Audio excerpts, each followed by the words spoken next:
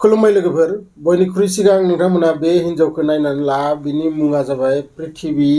मावरिया आरो बिनि खाथियाव जाय फट'आ दोङो बिनि मुङा जाबाय जिग्नेश आरो बे जिग्नेशआ बोसोरनै जाबाय न'आव फैयाखै नोंथांमोना भिडिअखौ जोबजासिम नाय बिराद खाटारनाक मोनसे केस जालांदो आरो दाबायदि जुगाव नोंथांमोना नुगासिनो दोङो जे हिन्जावफोरा माबोरै खाट्रा माने डेन्जारास मार्डार खालामबायदों मानसिफोरखौ बे जिग्नेशआ बोसोरनै जाबाय न'आव फैयाखै आरो न'नि मानसिफोरा जेब्लानो सोङो अब्लानो बे हिन्जावा बुङो दि बियो अस्ट्रेलियायाव माबा मोनसे कम्पानियाव खामानि मावबाय दोङो माबा मोनसे साख्रिनि थाखाय बे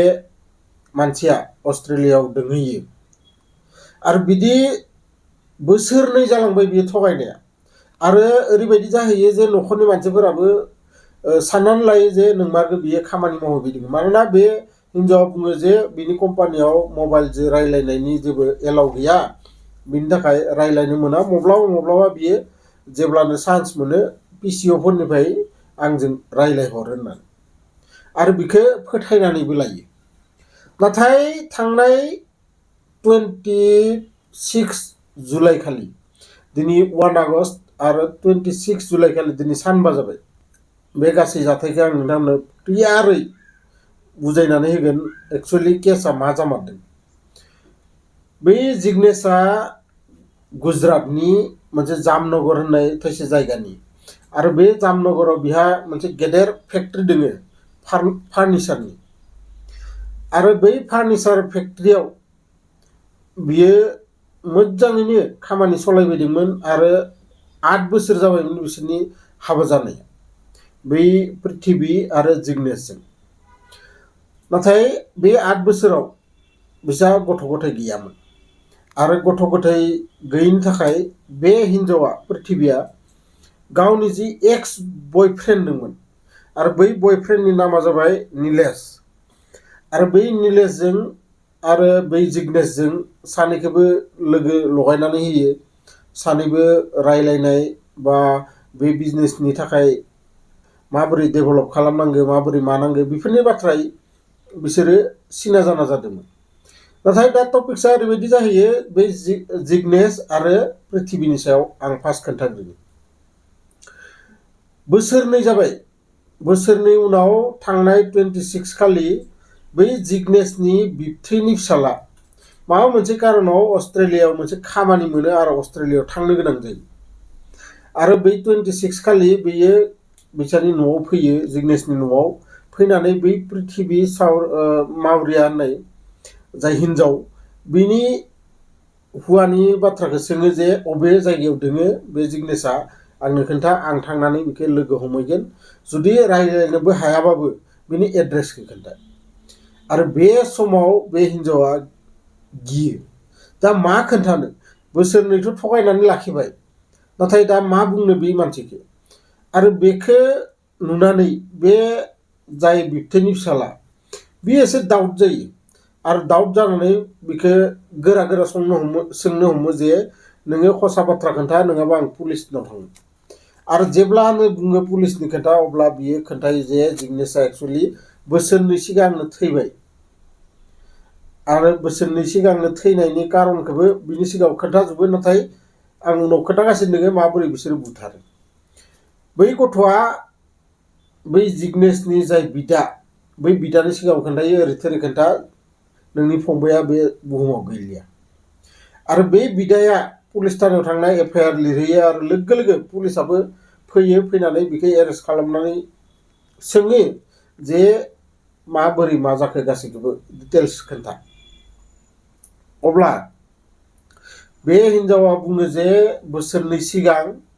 बै नीलेशजों आरो बै जिग्नेशजों जेब्ला सिनायथि जायो बिनि खैदिनमान उनाव बिसोरो आरोबाव खनसे लोगो जाफिनो बै फार्निचारनि जि इन्डास्ट्रि दंमोन माने मोनसे कम्पानि रखम गेदेर मोनसे बिजनेस बिसा फार्निचार बानायो बेयाव आरो बै जायगायाव बिसोरो लोगो नांनानै हराव सेरेब लोङोमोन आरो बै सेरेबनि गिलासाव साइनाइडनि मुलि होयो जेराव उन्दुलाङो मानसिया नाथाय बे उन्दुलांनायनि टेब्लेटआ मोनसे लिमिट थायो जे एसां होबासो बियो उन्दुलांगोन नाथाय बिनिख्रुइ बांसिन होबा बे मानसिया थैलाङो आरो बुहुद बुरजा मोनसे रोखोमनि मुलिफोरखौ होनानै बिखौ लोंहोयो आरो लोंहोनायाव जेब्ला बियो बेयावनो थैयो जायगायावनो थैनायनि उनाव बिसोरो सानैबो हौवा बै एक्स बयफ्रेन्ड निलेशजों आरो पृथ्वीजों लोगो नांनानै बै जिथु फार्निचारनि कम्पानि दंमोन बेयावनो 12 फिट गोथौ हाखर जावनानै बै सिङाव फबनानै आरो सिमेन्टजों लिरथेजोबना दोनो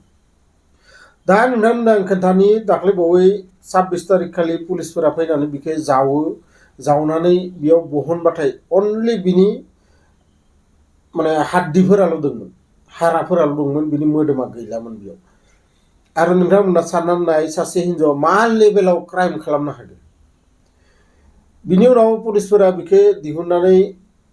DNA टेस्ट खालामनो थाखाय हस्पिटालाव लानानै थाङो हस्पिटालाव लांनानै बिसोरो मिथियो जे नोंमारगौ बियो बै जिग्नेसानि